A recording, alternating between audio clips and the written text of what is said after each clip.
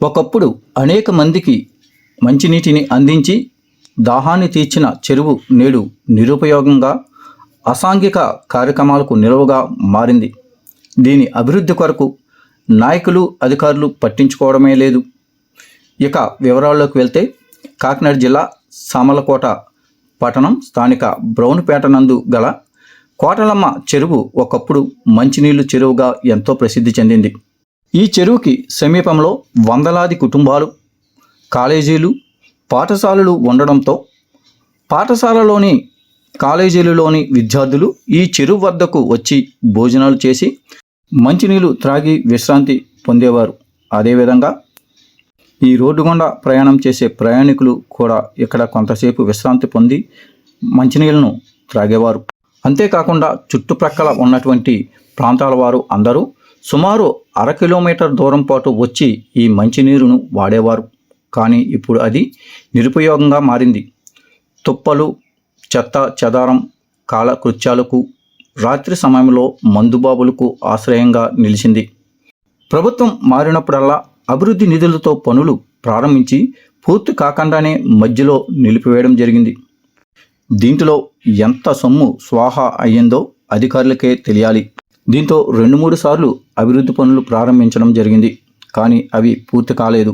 గత వైసీపీ పాలనలో కేంద్ర ప్రభుత్వం Atal mission rejuvenation and urban transformation నిధులతో Andhra Pradesh greening and beautification corporation సారథ్యంలో చెరువుకు వాకింగ్ ట్రాక్ మరియు చుట్టుప్రక్కల ఫెన్సింగ్ వేయడం జరిగింది.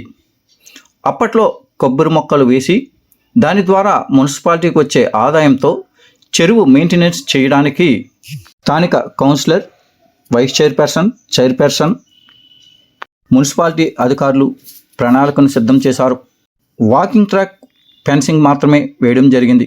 ఆ తర్వాత నాయకులు అధికారులు చెరువును పట్టించుకోకపోవడంతో చెరువు చుట్టూ పిచ్చి మొక్కలు, పొదలు, చెత్త చెదారం పెరిగిపోయి పాములు, విష సర్పాలకు, విష పురుగులకు నిలయంగా మారడమే కాకుండా అసాంఘిక కార్యక్రమాలకు నివాసంగా మారింది.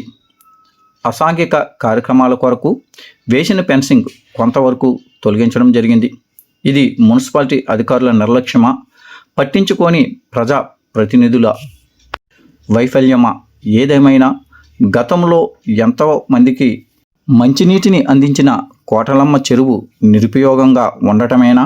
దీనిపై రాజకీయ నాయకులు అధికారులు పట్టించుకోరా అనే ప్రశ్న స్థానికులలోనూ పట్టణ ప్రజలలోనూ ఏర్పడింది.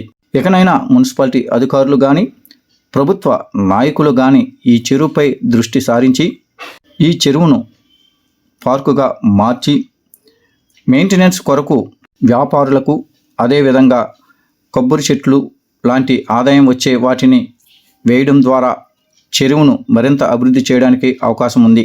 తెలుగుదేశం ప్రభుత్వంలో చాలా వరకు పార్కుల అభివృద్ధి కార్యక్రమాన్ని చేపట్టారు.